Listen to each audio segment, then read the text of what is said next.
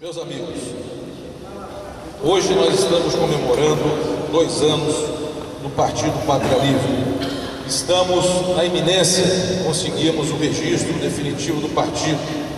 Nós temos dito, assim, uma outra questão importante que eu assinalei aqui, que mostra também essa pressão internacional sobre o Brasil, foi a decisão do governo de privatizar os aeroportos brasileiros, entre os quais o aeroporto de Brasília, no coração do país, entregar essa administração, portanto, a lucratividade dessa operação a grupos privados, certamente internacionais. A quem interessa isso?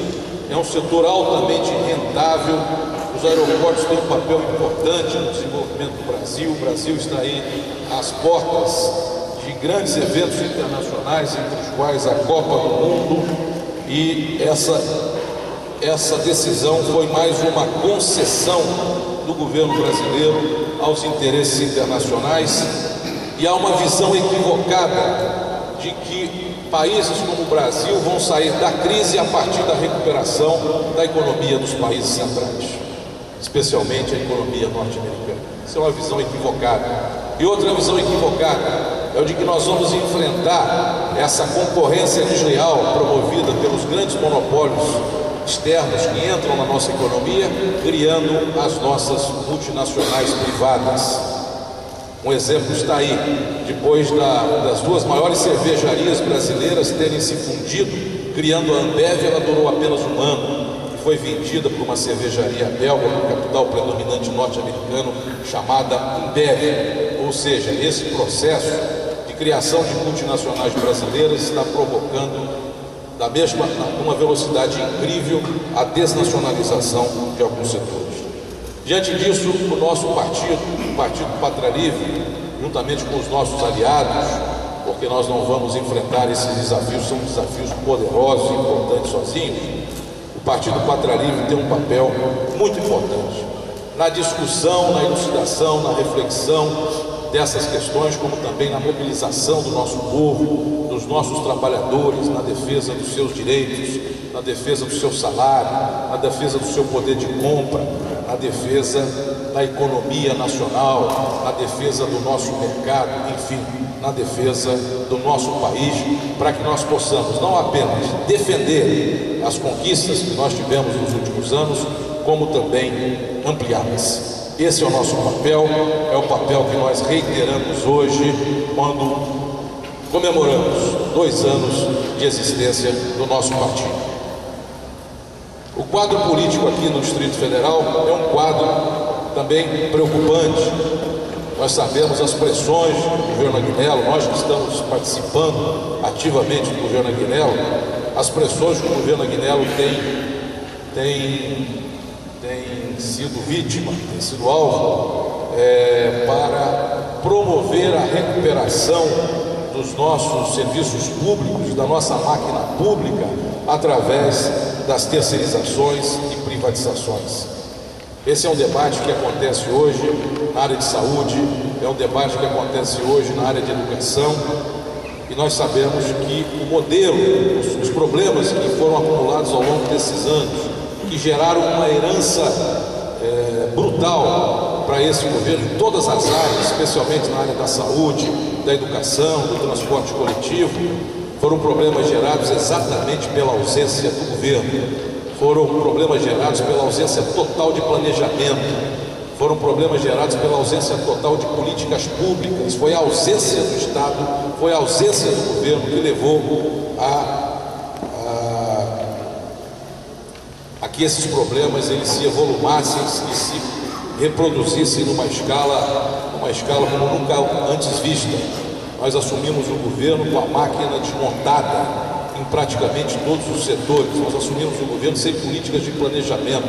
Nós assumimos o governo sem políticas públicas, porque quem governava eram os interesses privados. Eram os interesses privados que governavam na saúde, eram os interesses privados que governavam na política habitacional do Distrito Federal, cujo ex-vice-governador era o seu maior representante. trabalhando incansavelmente para transformar as áreas públicas em áreas cativas de grandes incorporadoras, para construir prédios cada vez mais altos e comprometer a qualidade de vida da nossa população. Nós estamos em algumas áreas importantes do governo, com a presença de companheiros nossos. Temos especialmente a tarefa de contribuir com a resolução de um dos maiores problemas do Distrito Federal, que é o problema do transporte público coletivo. E através do DF-Trans temos procurado dar a nossa contribuição na defesa da recuperação desse sistema, invertendo a lógica que predominou nos últimos anos. A lógica predominante nos últimos anos no transporte coletivo do Distrito Federal foi a lógica das obras, da duplicação de pistas, da construção de viadutos, a lógica do VLT, de grandes obras de engenharia. Nós achamos que temos que inverter essa lógica. As obras são importantes e devem continuar e vão continuar. Estão previstas no Parque da Mobilidade, que Brasília vai acessar. Nós teremos aí 5 bilhões de reais para serem investidos na expansão do metrô, na ligação da linha verde com a Hélio Prates, na saída norte, na saída leste da cidade, na região dos condomínios, na região de São Sebastião. Enfim, teremos muitos recursos para serem aplicados. Mas o mais importante nesse momento é nós organizarmos o setor e investirmos fortemente na gestão do sistema. Nós estamos assumindo todas as tarefas e serviços que são hoje operados pela Fácil. Estamos tirando os empresários, não porque somos contra eles, mas porque o papel deles é operar e não fazer a gestão. Já publicamos na sexta-feira agora o edital de licitação de 1.200 carros novos que entrarão em circulação para substituir as latas velhas que estão comprometendo a qualidade do serviço. Ontem, diante da discussão da tarifa, nós anunciamos, cadê os companheiros rodoviários? Cadê o Pinho? O Pinho está ali, o Pinho, o Pedro. Nós anunciamos aos empresários que não haverá aumento de tarifa nesse início do governo Magnello. Foram 5 anos e meio sem aumento da tarifa, que os governos anteriores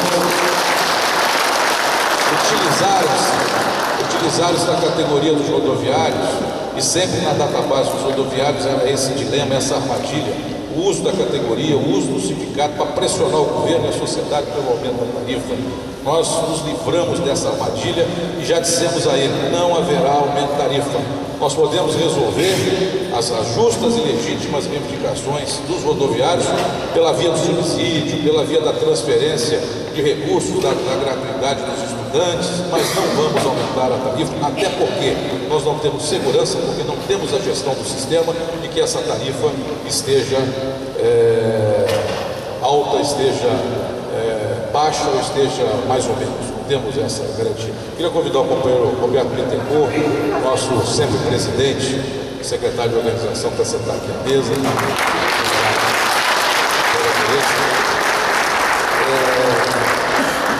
Então, estamos com esse desafio importante. Já também anunciamos que assim que assumirmos a Fácil, nós vamos implantar o sistema de controle da nossa frota, vamos implantar todas as melhorias necessárias para que a gente possa dar um transporte público de qualidade para a nossa população. Estamos também participando ativamente do núcleo decisório da área de saúde, com a presença do Roberto Bittencourt, que tem dado uma contribuição importante nessa área, principalmente em relação a projetos estratégicos, projetos estruturantes, para que nós possamos recuperar a saúde pública, não pelo caminho das terceirizações, pelo caminho das privatizações, como foi o exemplo de Santa Maria, que está dando um exemplo agora de que o Estado é capaz, de que o Estado é competente, de que o Estado pode gerir a saúde pública em nossa cidade, ao contrário do que pregava os governos Floriz Arruda, que tinham compromisso só com os interesses privados, principalmente. Então nós temos aí a presença de outros companheiros em áreas importantes, como o Maurílio na transparência, cuja secretaria está tendo um papel muito importante no diagnóstico da situação do Distrito Federal, na identificação de todos os problemas que aconteceram ao longo do tempo e principalmente no aconselhamento para que nós possamos agir de forma correta, defesa do erário público, a defesa do Distrito Federal. Temos aí a companheira Nazaré, que está lá na Coteplan, que é um órgão que está recuperando o seu papel na pesquisa, papel no desenvolvimento do Distrito Federal. E estamos aí diante também de um desafio igualmente importante, que é o de administrar aqui a cidade do Cruzeiro, tendo à frente o nosso companheiro Salim Siddhartha e outros companheiros do partido, como o Daniel, que estão dando também um grande esforço para transformar essa administração numa administração modelo, uma vitrine aqui nessa região. E já em poucos meses os companheiros já realizaram inúmeras atividades, já recuperaram espaços públicos importantes que estavam abandonados, já promoveram uma série de atividades na área cultural, na área dos esportes. O Cruzeiro é uma cidade tradicional, enfim, e estamos aí lutando para que tanto no DF como lá no Cruzeiro nós tenhamos condições de reestruturar esses órgãos para que eles possam responder a esses desafios que nós temos aí pela frente.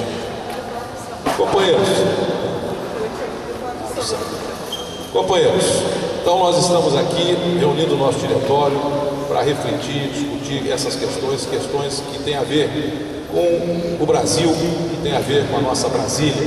Estamos também aí diante do desafio de debater internamente no governo, que ainda patina nessa questão, de formular uma política de desenvolvimento que seja compatível com a capital do país. Questão central que nós discutimos, inclusive, na campanha eleitoral: nós precisamos promover o desenvolvimento industrial limpo da nossa Brasília, recuperar Brasília como trincheira avançada do desenvolvimento da região do centro-oeste brasileiro.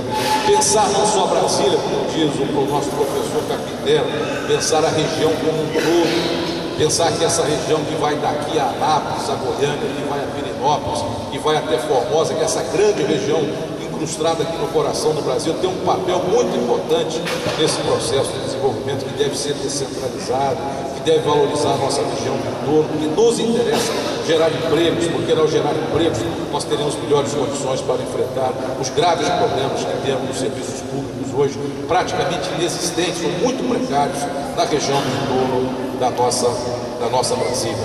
Então esses são os nossos desafios, companheiros. O Pátria Livre surgiu como uma necessidade social do povo brasileiro. Não surgiu como um projeto pessoal dessa ou daquela liderança. Surgiu como um instrumento, uma trincheira do povo brasileiro para que possamos enfrentar esses desafios.